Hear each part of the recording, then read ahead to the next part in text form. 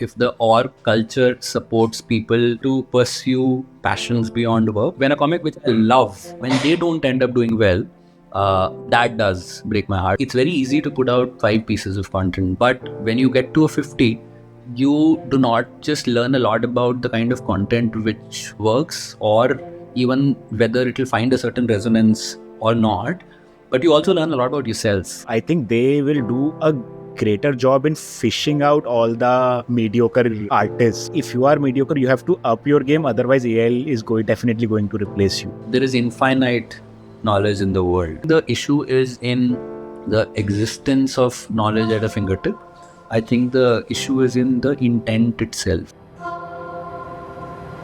Hello Shubham, welcome to the Bohemian Project Podcast. This is a place, Shubham, where I get a chance to celebrate people who have figured out their niche, right? Their passion. And you are one such person. You have this unheard of combination where you're happy in your corporate life. You have talked about this multiple times. You are happy in your 9 to 5. And outside your 9 to 5, you take digs at corporate work culture via your webcomics. And I believe everyone in your companies knows about that as well, right? That's correct. Yes. So I want to understand how that dynamic works out in your office. कि last night ही तो यार मैंने boss का मजाक बनाया था and आज मुझे उसी के साथ meeting में जाना है. So how does that dynamic works out? Yeah, so first of all, let me just correct you a little. I don't think anybody is happy in a corporate 9 to 5. Okay. I mean, one may say that, they're still doing the work which they enjoy to some extent. But I do think, the work culture at the end of the day, after a few years, does start getting to you, right? So am I content? Am I happy with the money I'm making with the work I do? Absolutely. But if given an option, would I be doing nothing at all instead of going to the same workplace and doing a 9 to 5? Absolutely. Why not? Who wouldn't? Right. So, but yeah, coming back to the question, see, it's actually been fairly easy. And I think it's also because of the good fortune of having, great bosses, especially since I started doing these comics, right?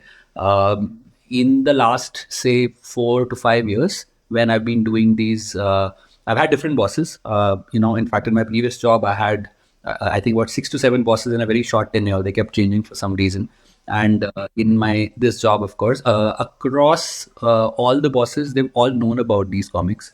In fact, if anything, they've all been very, very encouraging. That's nice. Yeah, in fact, I don't know to what extent, but I do also think that my present job, which I took on about a year ago, my comics actually had a role to play in getting me the job as well. Because, this is something which earlier used to be just a hobby I would call out. But now, since the page has grown to a certain extent, it also does stand out, and it also helps you and your CV and you as a person stand out compared to other candidates as well, right? So I remember when I joined this workplace, my boss was very happily talking about it in my introduction to everybody who he introduced me to in the team, right? So in that sense, fun. I think it's got to do a lot with great bosses who are sporting enough to take jokes. Quite often, a lot of them also know that it's not about them, right? So there may be jokes I make about bosses which may not be directed at them at all, because I've been working now for about 13 years, right? I've had enough experiences, and I'm not saying I've never had bad bosses. I have, earlier in my career, I've had, bad bosses as well. And therefore, there are enough experiences which I can pick from them. It doesn't directly have to do with my day-to-day. Having said that, I'm a boss myself, right? Sometimes I also, I have a largish team, and I try to sometimes keep myself in the, shoes of my team and wonder what they would be thinking when I sort of give them a certain feedback or when I reacted a certain way, right? And that also sometimes helps, which I think in a way it's not just making a fun at my boss or his boss or the bosses at large. In a way, it's also, about making fun at yourself. And that helps you sort of understand and appreciate, the other boss as well, therefore equally. Right. And it's not just about having good bosses. It's also about the work culture that you have in your current organization or all. It says more about the HR department in general than it says about your boss and how he introduces you. That's true, actually. I do fully agree. I do think if the org culture supports people first to be able to pursue passions beyond work, and two, to also be able to laugh at the idiosyncrasies and those peculiarities of the workplace. Because there's one very interesting thing which one of my bosses had said to me. She was one of the first bosses who got to know that I do these comics roughly about 3.5, 4 years ago, right? And once after she got to know, in one of my one-on-ones, I asked her, "Hey, I'm a little conscious, to be honest, since you've gotten to know, because every time I put a comic about a boss, it may not be directed at you, but I just wonder how you'd be thinking, and therefore it sort of made me a little guarded." And she told me, "Shubham, we all have bosses, right? So, Right. you Right. you think that I am looking at it from a boss perspective, but I have my boss as well. So you don't know how relatable I could be finding it too." So that sort of helped me let my guard down a little from there on. Hmm. Just to go a little bit off topic, how did she find out? Did someone, like, did some colleague send it to her imagining कि यार अब आज तो इसकी लगने वाली है? Not really. Actually, to be honest, I walked into it. I, in a way, told the team myself. At that time, the page wasn't too big, right? So, in one of those typical sessions where you talk about what your interests are beyond work, I just ended up mentioning that I do comics. Then, of course, from one person to the other, word spread. I was at that time a little hesitant to really just send the profile out and very actively promote it within my organization. But since my team got to know, and that felt like a very safe space, then I realized how that is pretty much the org culture. And then of course from there on, the org got to know, and then I figured that the bosses could be okay with it, and the team, the departments I make fun of, could be okay with taking a joke. And from there on, I've then, at least in the org, not kept it a secret. I don't want them to discover it through any other source but myself. I've actually started putting it, in my CV. I very actively mention it. As I said in the interview I had for the last role, which I moved to, I very actively talked about it because it's better that they know about it before I'm in it, and take it as it is, instead of them discovering Yeah, later and kind makes of sense. argue. It's good for their PR as well. Well, to be honest, I was mentioning earlier, I try to keep my workplace a secret. So, which is where quite often, while a lot of people at my work in the small, close-knit WhatsApp groups would talk about, them knowing me if they sort of end up getting my comics on one of their, let's say, forwards.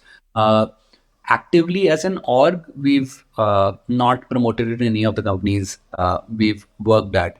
To some extent in the previous one, within the org, yes. But so far, thankfully, I think the orgs have not leveraged it for their PR. A while back, you mentioned that 3 4 year backs when you started this channel, it was a very small channel, and I can't help but wonder. I'm not sure what your thought on this. I can't help but wonder कि यार अगर social media नहीं होता, then it would be a whole different ball game. I'll tell you what my experience has been, because this podcast is very new to me, and there are two main reasons why this podcast is still thriving. I will not say thriving, but there are two main reasons why I'm still continuing this podcast. One is the place of study. Like, one is my place of study where I went to school and college. That has a major impact on this. I have a lot of contacts from there. And second is the social media. Like, I have far more reach than I could ever have imagined. So I can't help but wonder with you, it might be the same scenario कि social media नहीं होता तो क्या होता web comic, और वो क्या होता कॉर्पोरेट कॉमिक्स का. No, you're absolutely right. I definitely am a big fan of Instagram as a platform. I do think, of course, while we, I always keep cribbing about the algorithm changing and sometimes it favoring a certain type of content or a certain format over the other, and becoming maybe less friendly for I don't know, illustrators and say photographers and a certain type of creators. Despite all that, I definitely think I owe all of it to the presence of social media and Instagram specifically as a platform. When I started, I wasn't even thinking of making comics for social media, right? I just was looking for a way to pursue my art. And, when you're a working professional, the rest of the setup, when you sort of do typical acrylic and oil paintings on canvas. I started doing some of that during my work. During the time when I was working at a startup about 5-6 years ago. But it was very difficult to pursue with the kind of schedules I had. Plus, that's a very elaborate setup, right? You need to go purchase a specific setup. You need to earmark time for it. You have to be in that space with pure unadulterated attention to be given to that. This was just a way for me to be able to pursue the art where I have the device handy. I purchased an iPad Pro, a pencil, and I could just take it out, sketch whenever. That's how that started. But when I started first putting comics, it wasn't even corporate comics. It was some general comics. The first, in fact, maybe 10-15 comics were general observations on Right. life, more fun, relatable, same sort of kind of humor, but not at all about corporate life.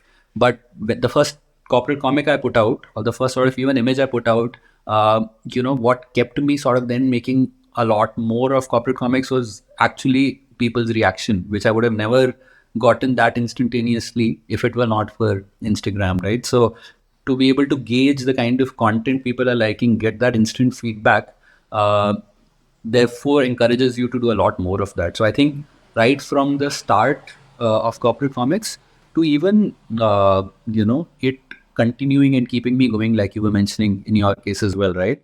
I earlier was very sporadic with my posting. I would make a comic whenever I felt like. I would put it whenever I felt like, which meant some weeks when I was free, I would put out, I don't know, 3-4 comics. Some weeks when I was really busy, I would not put out a single one, right?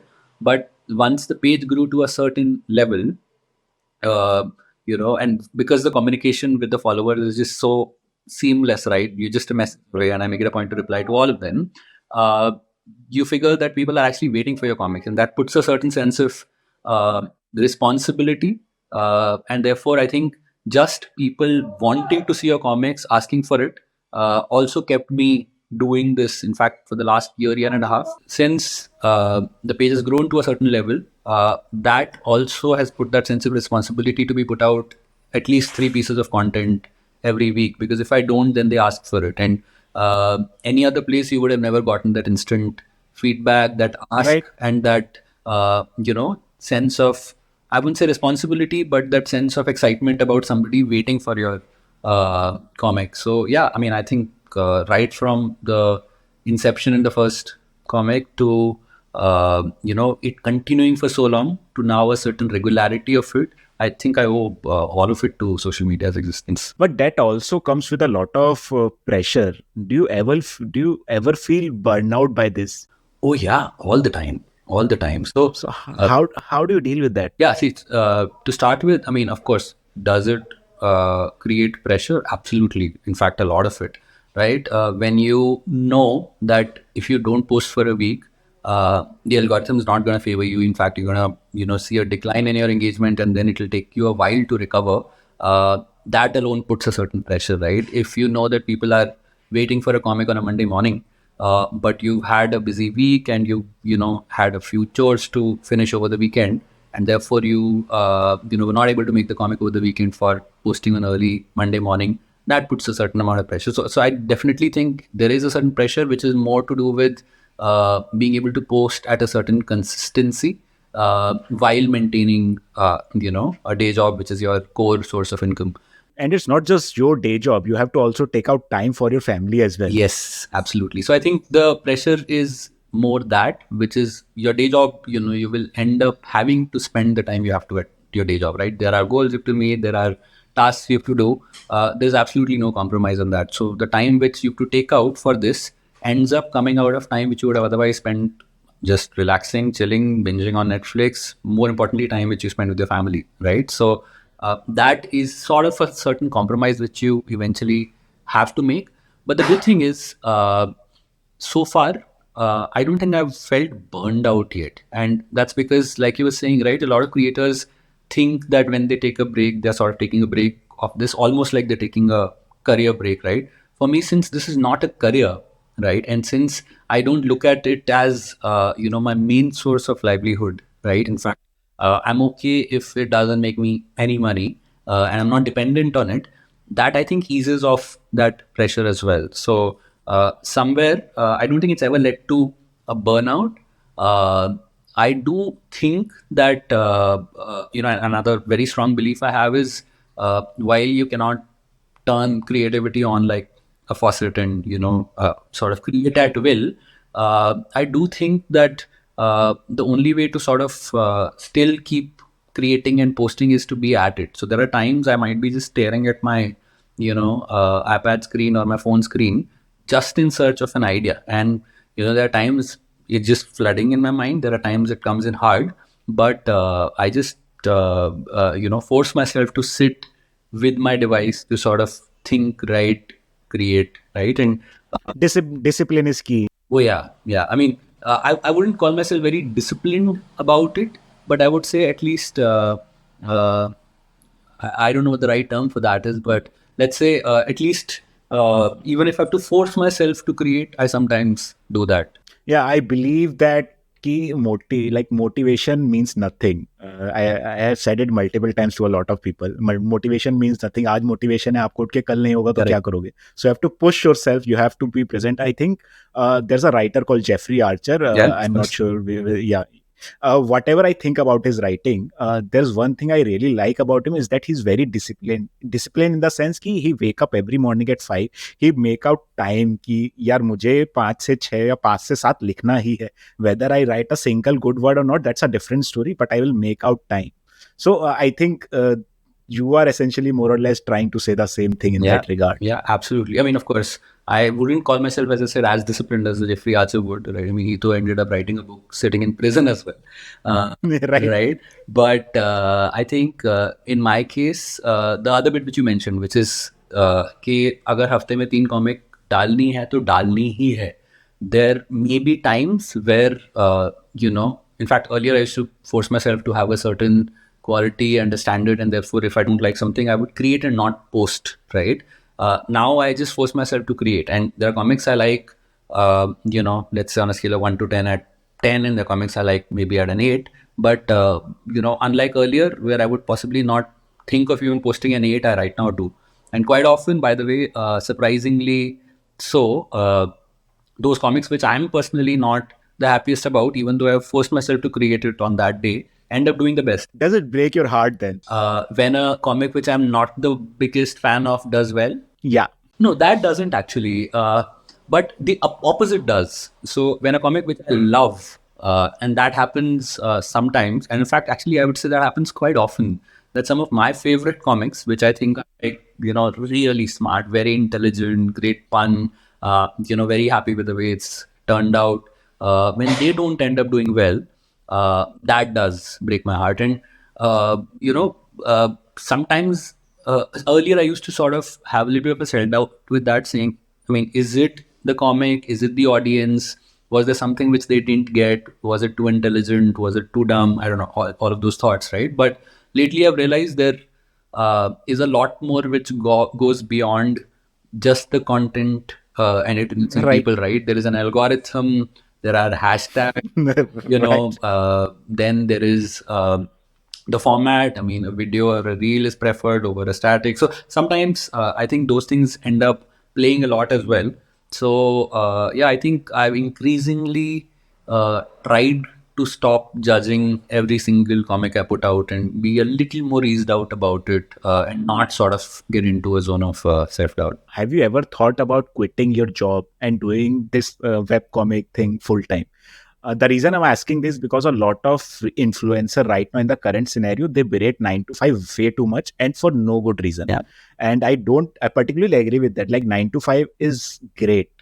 Right? It puts food to your table. And there's one more aspect to it, that the barrier to become a rock star in the current scenario has come down way too drastically. But people don't realize that, okay, everyone can be a rock star, but not everyone can be a rock star like a Bhuvam Bam or Ranveer Alabadia. And I think that sends a wrong message to today's youngsters. And many people are quitting their jobs because of this. So I want to know your opinion on this. See, I think there's a practical way of thinking about it and there's an emotional way of thinking about it. Practically, there was about a time a couple of years ago where I thought what should be that benchmark, or what should be that milestone which corporate comics should cross, where I should seriously consider pursuing it full time, right? Give it like a reasonably good shot. I very, randomly said, okay, if I'm making X right now in my present job, the day I see corporate comics making 25% of that X in that year, I should potentially, quit my job. I also have that number, but it's not a relative number. It's an absolute number. Once I start making 6 CR, I'll quit my corporate job. Yeah, see that I also have that number for my corporate job, which is to say if I make, or if I've gotten X CR in my bank, that is the time I would retire from corporate life. But I mean that's on an aside. In this one, there was no logic of 25%. The simple thought was, if I am able to make 25% while I'm not pursuing it full time, with the attention I'm able to give it, then it's very easy to get to 50%. Right? That means that, if I give it time, even the true potential in that year is 50%, and then to get to 100%, yeah, it will take maybe a year. So then it's not a long horizon; it's a 1 to 2 year horizon for me to get to where I, would be in my corporate job, and from there on, it could be an exponential curve as well. Having said that, over the last couple of years since I set myself that goal, right, I've realized it's a little bit of a chicken and egg, because you think that, first of all, your corporate job, you will get a certain rate of growth every year. Of course, bad year to talk about it, but in a regular year, Yeah. you would always be growing. In a certain number of years, you would potentially change your jobs, you would potentially get promoted, you would obviously get a certain hike, and then there's a certain very steady pace of growth you will get there. This one, the more you grow there, it'll take out more time from this, and therefore you will have lesser time to pursue your passion or your interest. And therefore, while you may think that this should match up to that 25%, that's an ever-growing number. This is a number which is constrained by the time you're right now able to give it. Competition's increasing, and therefore, if you have to set that benchmark, it cannot be a relative benchmark. So increasingly, I'm asking myself that question. What is that right time where I feel secure in my bank balance to be able to give it a serious shot? So now I've changed it to saying, what is a kitty which will afford me a certain lifestyle, while if I'm able to do it, and even if I don't make money off it for, say, a couple of years, would it give me, let's say, more joy, and give this a serious shot? So I'm increasingly thinking that. I don't think I'm there yet. I don't know if I'll be there in a year. I hope I'll be there in a couple of years, but that's just like, as I said, it's a thought which is increasingly occurring to me, because I've seen the rise of social media all the more in the last few years, right? It's a good thing and a bad thing, because that's also that much competition. So, a 200K followers could be an advantage a year ago. A 200K followers. Now, Yeah. So if everyone almost has this thing. exactly, and they are doing it full time. So all these people who are at 200K started with this, and therefore, for them to get to 500K, they're investing that time. So now the question of, am I gonna stay here and miss out while they get that leap because of the advantage of time, is increasingly occurring to me. But again, as I said, emotionally, my present job pays me like extremely well, and it's very difficult to sort of break out of that. There was this meme I'm Comfort thinking, zone. right? I think the biggest addiction is salary. A monthly paycheck is absolutely the biggest addiction. So Right. yeah, it's easier said than done. But in social media, it's more of like become a quantity game over quality. Like you mentioned a while back that you have to post 3 comics a week, otherwise algorithm will kick you out the entire thing. So I think it has become a more of a quantity game over quality. What would you say to people who are looking to go content creation full time? Like have some bank balance first and to go here, because I have Sandeep Jain on the podcast. He's the writer of shows like Tubber and Kota Factory. So he told me this one thing. He said he was in a well-paid job. He did that job 2 years. He saved whatever he could save, and with that, when once we had that particular amount of money, only then he went into the film industry to act and to write movies. Right. So that is, I believe, is the way to go about it. But what is your opinion on that? What would you like to tell to people who want to go content creation full time? I think I've seen the answer change, significantly if you go generation wise, right? So let me break it down, right? The somebody who's possibly at a 35 is not brought up with technology, right? First mobile phones which we got in our lives were what, class 10, 11, 12, right? And Yeah. maybe even later, right? And hence the idea of a 9 to 5 is so ingrained that we want a certain cushion. So I think somebody who's maybe a 30, 35 would always think about what is that cushion which I should get before I quit, right?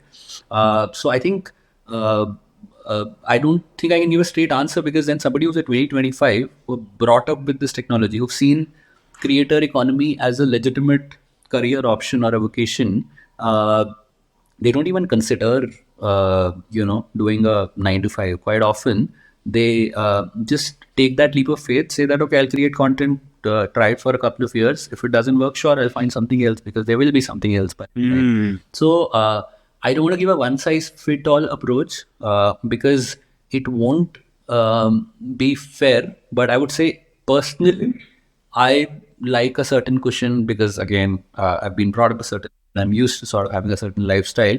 And that cushion can change by people, right? One could, live a lifestyle with X lakhs and 10X lakhs as well, right? So I would say, if you're used to that cushion, try it for a first time. Try it for a couple of years. See, couple of years may be too long, so maybe try it for a year. Even if you see a certain response where you're able to find a little bit of a niche or a little bit of a rhythm, then jump onto it.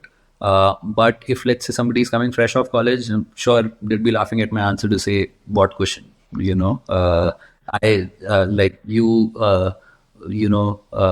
Corporate slave with a 9 to 5 should not tell us Right. what we should be doing. You may be doing a 9 to 5, but what gives us joy is this, even though we may be earning, I don't know, 1/10 of what we would have. So essentially, treat it like a UPSC ka preparation. Try it for a few years. If it works, it works. If it doesn't, then it doesn't. Yeah. At least people who've been used to working, to them, I just tell them to put out the first, say, 50 pieces of content, right? Because it's very easy to put out 5 pieces of content, right?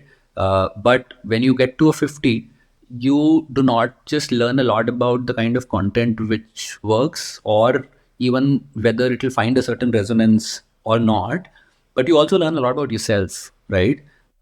Quite often you may realize that after a 5 or 10 pieces of content, maybe you cannot take the pressure of sustaining if you're not getting great results, and which happens quite often. So it's then, in that scenario, extremely foolish to have quit and then realize, I cannot take this pressure. So I'd say, if there are 50 pieces of content, if you're able to put out, even if you're able to find a certain degree of likeness by people, then I think that's a good benchmark. Then you can sustain. I've heard that number change over time as well. I have heard it go down from 200 to 100, and now we are at 50. Yeah, you're right. In fact, for me, the way I have at least imagined it, for me, that number has increased over time, because I earlier used to think, maybe 10 or 20 is a good benchmark, right? But is that a good enough benchmark for you to quit and do this full time? Not sure anymore. I think 50, because I've seen with the advent of reels, right? I've seen content does go viral, and people have gone viral with their first or the fifth or the 10th piece of content as well, right? So if, let's say, they do find that kind of a resonance, then why not? You talked about one thing, that for you that number has continuously increased. I think that's human nature. Ki once we attain a certain goal, we constantly keep on thinking, what next? Yeah. कि यार मेरे 10 click मैंने I have posted 10 comics or I have 200k followers, then what next? Then your benchmark keeps on changing, because that's just human nature. Yeah, no, that's true, absolutely. I think I last week, after a while, just saw that I've put out 720 odd pieces of content, and honestly, that's a number which obviously is very visible on your profile, right? But you don't, somehow that's a blind spot for me. I never paid attention to that. And when I saw that, I wondered, man, how, I reached 700 plus pieces of content, and I never thought I could do that. It's a very humbling experience. Exactly, it's extremely humbling. And when I saw that, I realized maybe when you're sort of at it, you don't count after a while. right? You don't count that if I'm X pieces of content, I should get Y followers by that time. However, having said that, followers is a ever shifting milestone, right? Right. And because let's say a couple of years ago, if you're a 50K 100K influencer, then there'd be few of you.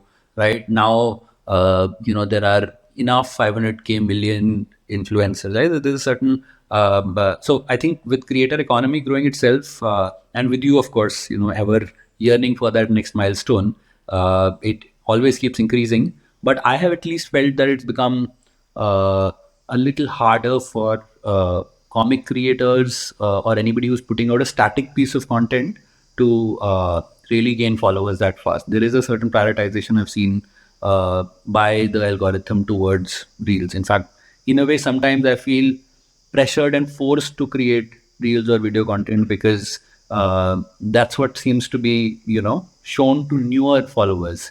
I've in fact lately seen that the static content does, or typical feed posts get shown a lot more to the present followers. So they get me, the highest engagement still, but a video reel content actually ends up getting you, Shown to more yeah, people. to Yeah. a lot more new followers, like new people who are not your followers, non-followers. Mm. See, there's one thing about human nature. One of the things about human nature is that whenever there is there is content, there is also plagiarism associated with it, right? So, has that ever happened to you? Has someone ever plagiarized your stuff and sent it back to you? Ki, okay, I made this. So, a couple of times, in fact, for some time I've not seen it, but about a year and a half ago, I saw it was happening a fair bit.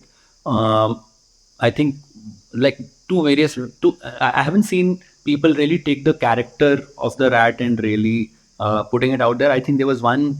So they take the idea Yeah, behind they that. take the idea behind it. I mean, there was one somebody took the rat also. In fact, there was one somebody actually took the comics, redrew them as it is, and started. So no effort at No all. effort at all. Literally copy paste. But I mean, I would say there was effort because the final outcome wasn't as pleasing to the eye. So yeah, That's someone using Wikipedia to write their final term exam. exactly. It is, yeah, a good parallel. So, but I think that whoever that person was, I think gave up after 5-7 posts when they realized it wasn't clear. There is I won't even name a page, but there is a page where they've taken the term corporate, made their own version, and made it as a meme page. And it's a meme page, it's a meme group. And in fact, there is another one where what they started doing was every single person who commented on my post, and when I say there's a post which gets 100 comments, they would message them one on one, and they would actually tell them, since you follow, we saw that you commented, since you follow Corporat Comics, we believe you'd like our content as well. One time was fine, but after a while, they started almost, acting like imposters to say, we are sort of an extension of that.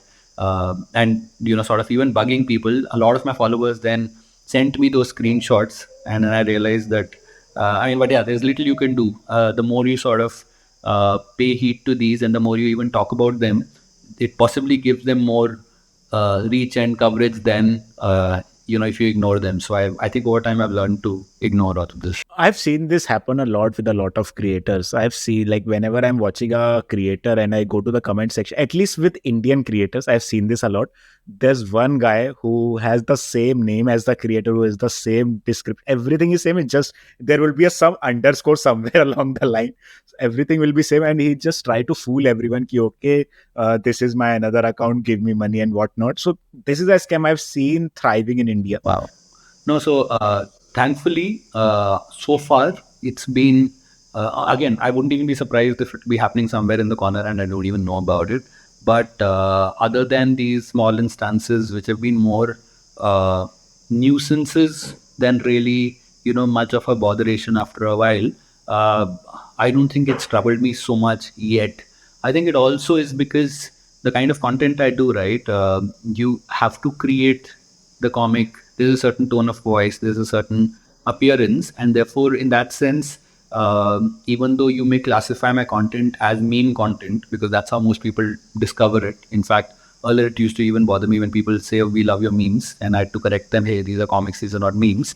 But now, Right. now when I've made my peace with it, I've realized that within meme content or meme like content, right, this takes some effort. You have to illustrate, you have to think, you have to make a certain copy, you have to, design it a certain way, you have to use a certain sort of consistency in the way you use fonts and colors and themes and all of that, right? So I've realized that it's also therefore difficult to copy a little.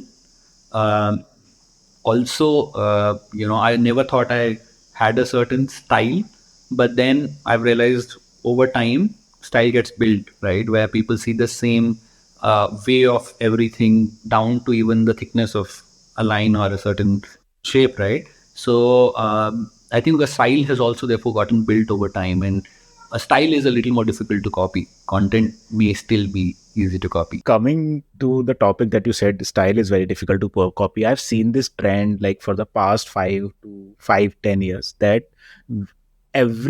almost everything is going towards a minimalistic design. Yeah. So Yeah. what happens with minimalistic design is that eventually everything and every piece of art and everything will end up looking same. There will be no character. Like just to give you a classic example, look at the Warner Brothers ka old logo and the new logo. I am not sure whether you look at old logo of Warner Brother had some character, had some feeling associated with it. So I've seen this trend, like minimalism trend going on, and I think eventually, like be it a web comic or be it any piece of art, be it the design of a building, everything is going towards a minimalistic design. I think that is eventually going to hamper a creator because at the end of it, there is not going to be any structure, any character in their art. So, I have a slightly divergent point of view on that. See, I actually am a big fan of minimalistic art, right? That's not to say that I don't like elaborate art or I still am a big fan of, let's say, the Impressionist era, which, relied on certain very elaborate strokes and, a certain feeling would, be conveyed and so on and so forth.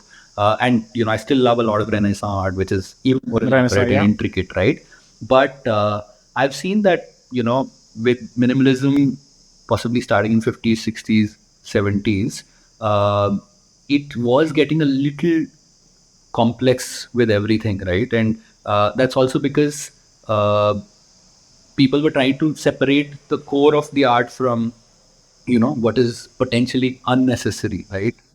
And now, what ended up happening in maybe 90s, 2000s, when there were tools like Photoshop, people could just do a lot more. You could add so much.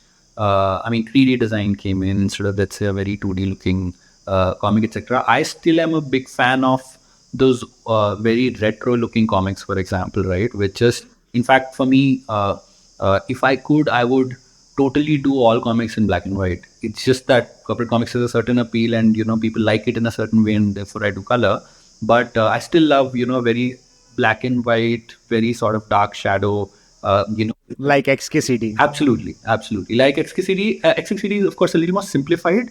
Yeah, but let's say like a Watchmen Noir, or like Mouse, or those old, like a Persepolis, actually a very good example.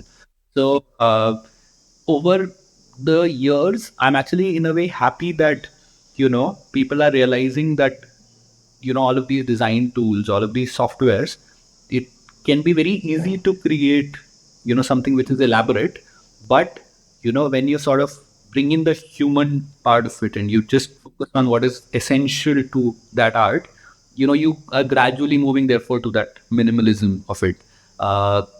So for me also, I love very elaborate doodles and illustrations too.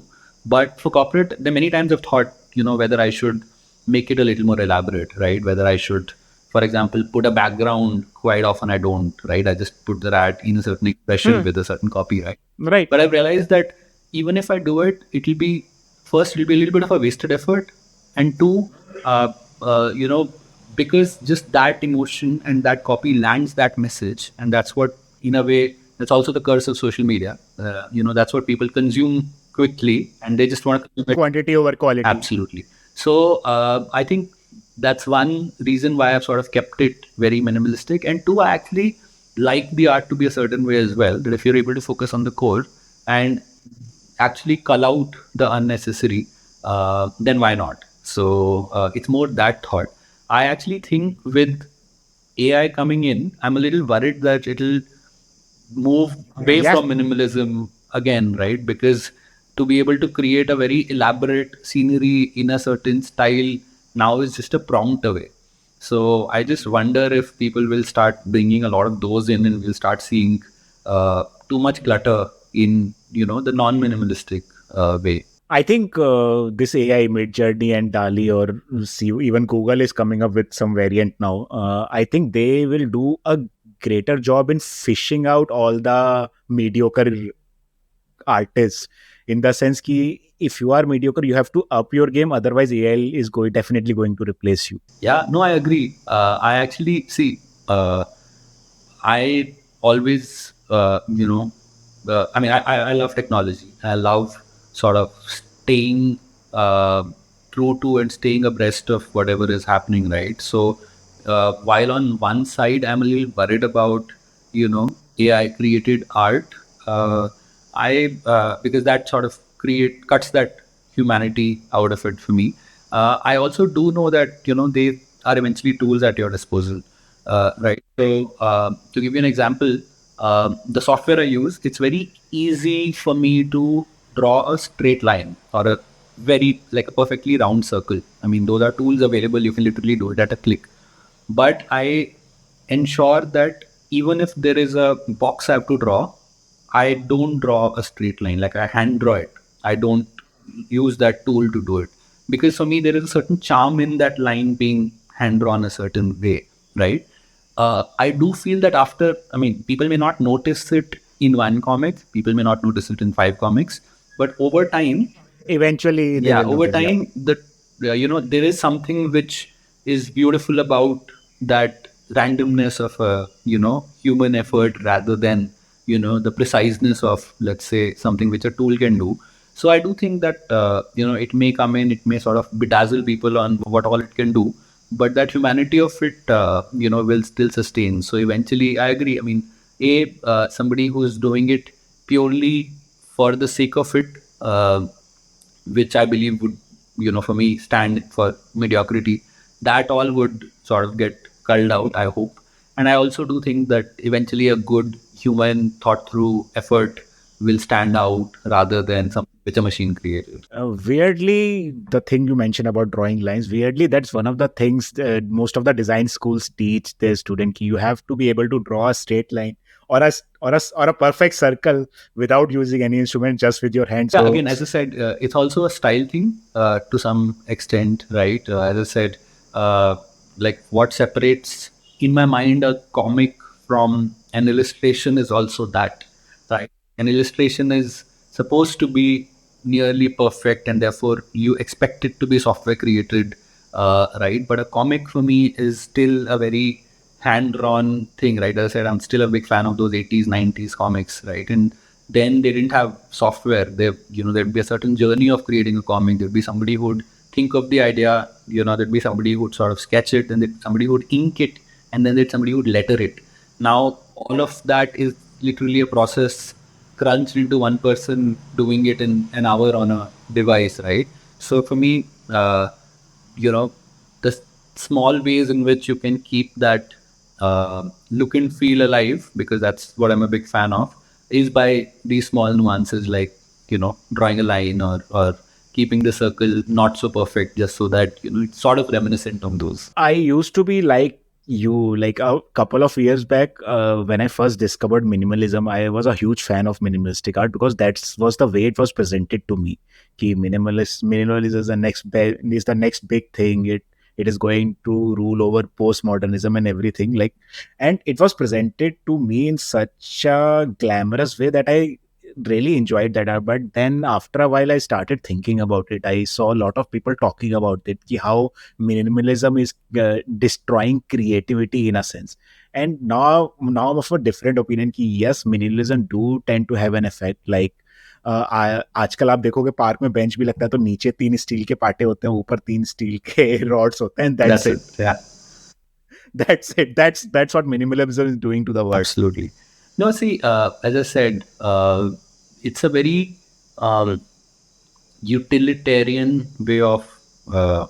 designing, right? And in my previous organization, they used to design, and they still, I think, design their offices globally with that philosophy. So what they would do is they would actually not even cover the ceiling, so you would see the AC vents. And I mean, that's a certain school of architectural design as well. And for me, there is a certain beauty in that too. Again, I would say with minimalism also, it depends on where you draw the line somewhere, right? I mean, uh, not everything can be called art, and the problem is that it's always very subjective on whether somebody likes it or not. But I've seen that it, especially like when the whole contemporary art journey started, not so much in the last, I don't know, 10, 20 years, because I've seen a lot of trash as well. But I don't know, 70s, 80s, 90s, those times when, art started evolving to, let's say very simple colors, something like Jackson Pollock just throwing color, Mark Rothko, all of those. I still appreciate some of those because there is something that makes you feel, and there's something which that conveys. Of course, there's enough joke and meme about how, like that's just a set of, I don't know, lines on a canvas or paint thrown on canvas. But I do think that that's something which I still enjoy as a audience or as a viewer. However, again, I've seen a lot of people take it too far as well. Just random haphazard lines on a piece of paper, or just 5-line verses about some emotional crap is not art. So I think, but yeah, again, as I said, because it's so subjective, I don't want to be the judge of that, right? If somebody likes, I don't know, Rupi Kaur's poetry, then good for them. I mean, I hate it, but I judge those kind of person, the kind of people who like Rupi Kaur's poem or who like Ravindra Singh or Durjoy Datta. I genuinely don't like those people. see, that's what you're right. See, I do think that we all build our social circles a certain way, right? And I do think some days choices or preferences determine who we are sort of friends with. So yeah, I mean, honestly, if you ask me, any of my friends I know from any of my let's say, I don't know, colleges, workplaces, etc. I don't know anybody who in any of my close circles who would love, say, a Ruby Kaur's poetry, right? But the fact is that those people exist and they have their own circle and they have their own friends. Am I going to be friends with Right. them? Maybe not. Mostly not. But Definitely not. yeah, absolutely. But good for them. Huh. What is your life philosophy? I'll tell you why I'm asking you this question, because you talked a lot about your friend circle and how, based on your circle, you are associated with a particular mindset or a particular philosophy. A couple of years back, I was sitting in a cafe. मैं cafe में बैठा हुआ था, and one friend of mine came back from behind. We started talking. We talked about a lot of things, and out of the blue, he asked me this simple question कि यार, what is तेरा life का philosophy क्या है? I thought about it a while and I said, Kier, I want to be happy. That's my simple philosophy, right? And he thought about it for a while and he said, ye philosophy nahi hota. Like it has to have some meaning. Anyone can be happy, but your philosophy has to have a meaning. After that, I thought, Kier, what is wrong in thinking that you can be happy? So I'm coming from that perspective as well. Ki what is your philosophy in life? See, like, of course, there are many things which I believe could classify as my life philosophy, but it's one thing which I stand for, or which I really, think I want to do in life, and which sort of determines the way I do everything, which possibly could be therefore referred to as life philosophy, is, a constant state of learning. I actually just love to learn. So for me, I think, and I've also taken years to be able to be so clear about it, right? Because I mean, while of course you see one art, there are a lot of things I like doing, right? I like to do a lot of music. I play a few instruments. I, like to read. I like to travel, right? But what I was trying to find was what is that one core thing which is governing this and this and that, right? Therefore, even the careers I've chosen, right, and the kind of jobs I've taken, and so on and so forth, I realized that the one constant thing was this perpetual state of wanting to learn. So I would say, for me, that one philosophy is just learning you know till I exist. So therefore, that will pretty much determine what I do on my art, what I do in any other field, what I do at my work, what I do in my free time, which is just to learn about something, read online, offline, on a book, to travel to places, countries I've never been to. So I think that's one thing which governs me. I believe that when I stop doing that is when I stop existing. So yeah, that could be my philosophy. There are two ways to look about it. Like other than the fact that a lot of people are in the current, I see people around me who don't want to learn. Like उनको जितना पता है, they are happy with that. They are happy with the amount of knowledge they are like, Yeah. and it's not even their circle of competence as well. Whatever they know they are happy with that. There's another way to look about it is that knowledge in present world has a diminishing return in the sense that everyone and everything is available online. Yeah. And now we have chat GPT as well, so you don't have to be a subject matter expert. Like someone else will do the research for you in minuscule amount of time and present it to you. So I think that's the other way to look at it. Why do we need to be constantly learning when everything is readily available for us? Very interesting. No, I mean, interesting school of thought. For me, I would say it's also about what learning gives to me or what learning does to me, right? For somebody who believes that why learn, right, may derive joy from not doing anything and being able to just sit and chill, right? And maybe that is what sort of gives them the maximum joy or pleasure or happiness, right? For me, the way I look at it is exactly the opposite of what you said, that there is infinite knowledge in the world, right? Right. You will never be able to go to all the countries in the world. I mean, maybe you will, somebody can, but you'll never be able to go to all the places in the world, right? You will never be able to learn everything there is, therefore, about anything. And hence, that excites me because, there is always that something, and I mean, plus new knowledge is getting created, right? AI was, dormant a few years ago. Now it's a new field itself, right? And hence, the fact that even learning is evolving just helps me sort of feel a lot more energized and alive. I just feel that, if I learn something new, I become a better, wiser human being, which gives me that joy. So therefore, for me, just that awareness that I've learned something gives me joy versus somebody who's happy with knowing that they've not. I totally agree with your thought on this, but I have seen like Yahoo. I don't know if you recall, the Yahoo Answers used to be a thing, and Quora like built on that. Like they had very noble ideologies behind them.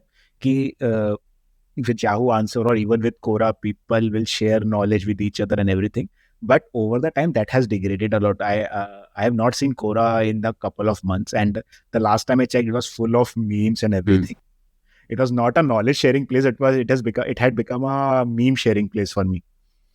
So even though I understand from what you are trying to say here, but society as a whole, I don't think they believe in that whole ideology.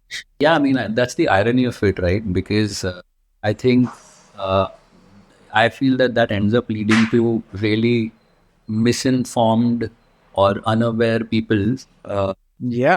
running the way or, determining the way the world works.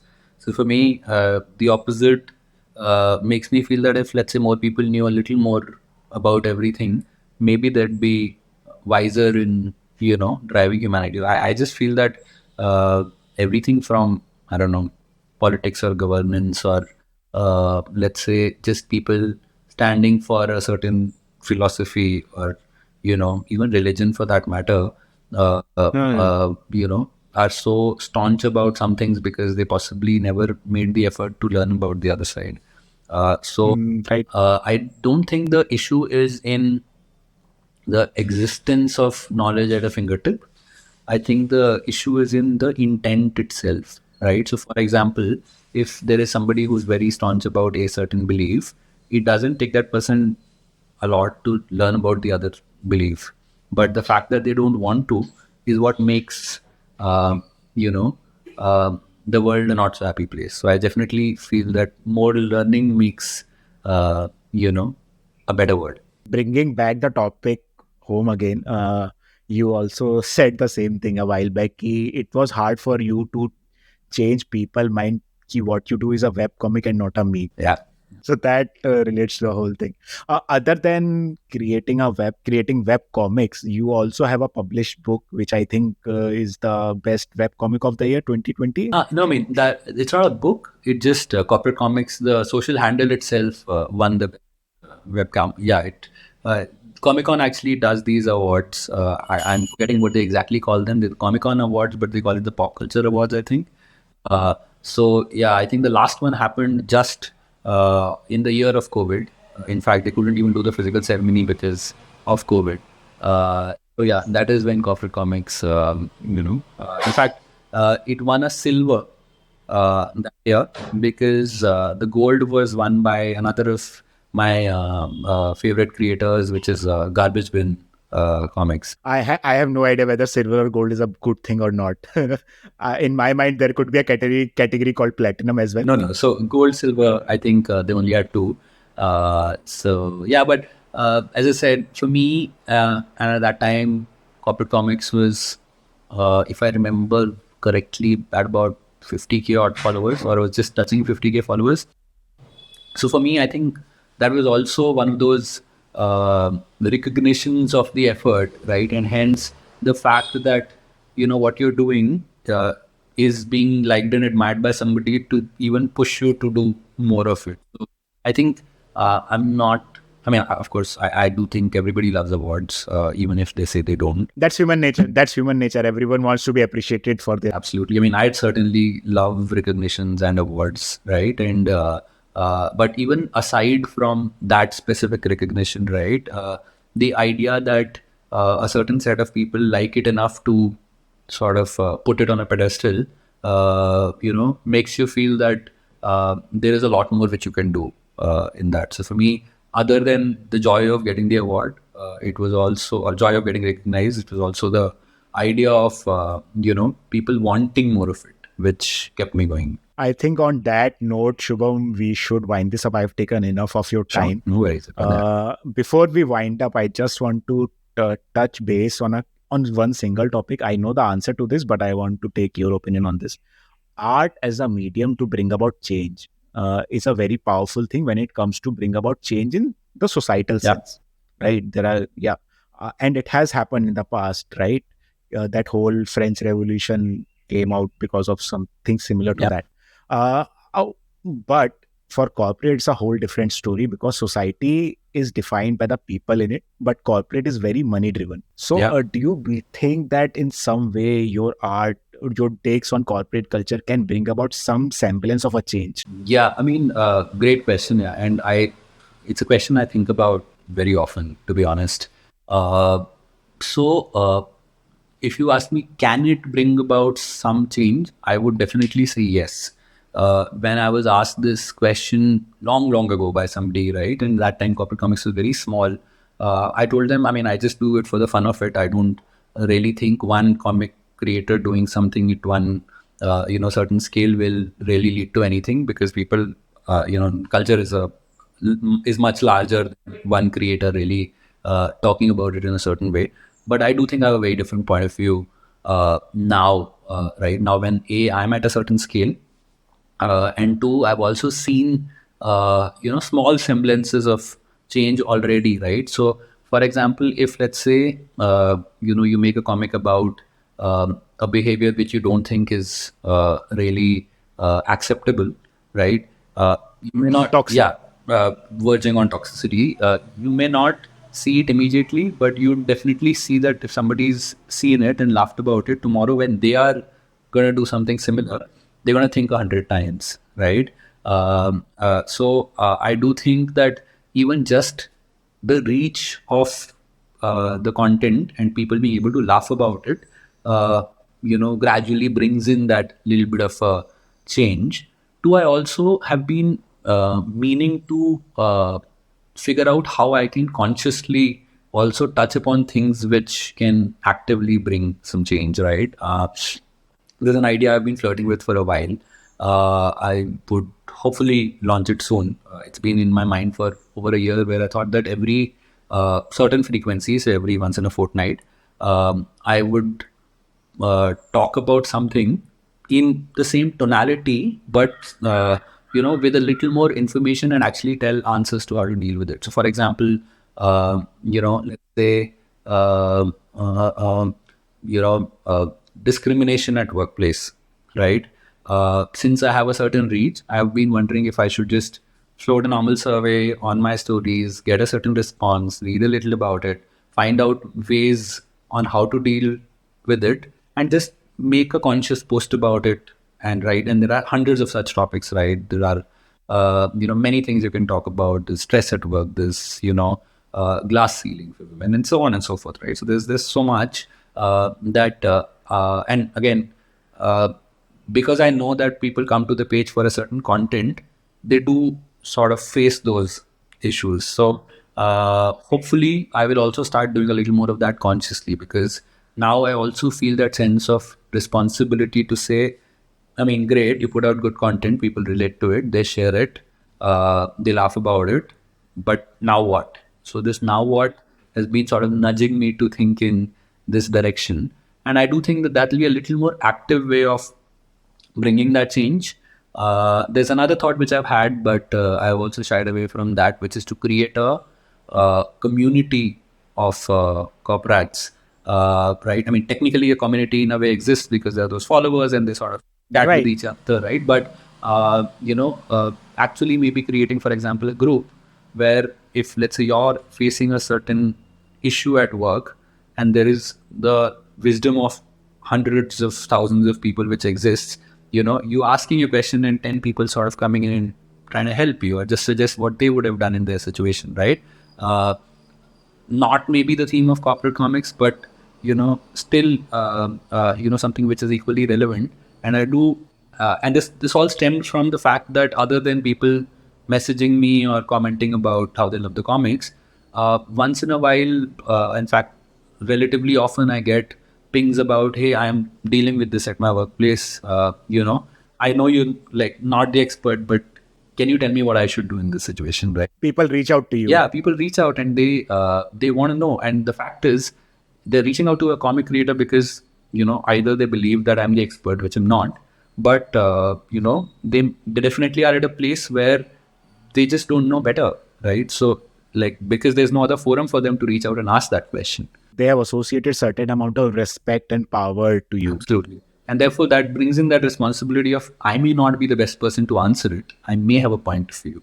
But, maybe 5 people have faced this before and maybe they may be in a better place to answer it. So if, I can just build that community to connect these people to each other, then that solves a lot of it, right? So that's another thought which has been flirting in my mind. The only issue is, as I said, like always, time. So, the intention of thinking about it full time whenever is also to sort of be able to not just maybe post more regularly, not just take, let's say, the frequency from 3 to 5 or whatever the algorithm supports at that time, but also to be able to do some of these other things which add more value beyond just, great laughable content. I think that was a good note to end this podcast. Anything you want to plug other than following your webcomics? Yeah, I mean, I'd say that's the only plug I would make even now. Whether you're at 5K or 10K or 50K or 200K, I've realized that, you always want more, but not just that, it's not any easier growing from a 200K onwards as it is from 50K today. So, if you love the content already, and I know a lot of people share it in their WhatsApp groups, please nudge your colleagues in office to follow me as well. It will really help fight the algorithm. I think every 3 out of 5 people know about your content. Yeah, unfortunately, they don't follow it. So that's the thing. Very often, every year I attend ComicCon, there are so many people who come and say, "Oh, I've seen your content. My friend shared it with me. It was in our office WhatsApp group." And then I tell them, "Do you know of Corporate Comics on Instagram?" They're like, "Oh, what is it again? How do you spell it?" So, yeah, so because the rat is familiar, they definitely recognize, and they're familiar with having seen the content. They even recall pieces of content, but they never end up sort of even knowing that it's a page on Instagram. So yeah, still a long way to go. Yeah. Can you ask people to like, share, and subscribe to the Bohemian Project, and we'll wind this whole thing up. And I had a great time chatting, so I would love, for all the people who are watching to follow the Bohemian Project. I definitely think our chat was very interesting, and I've seen a couple of other pieces of your content which I found equally interesting as well, and I'm sure there is more coming. So please show some love, guys. Thank you, Shubham. Thank you, guys.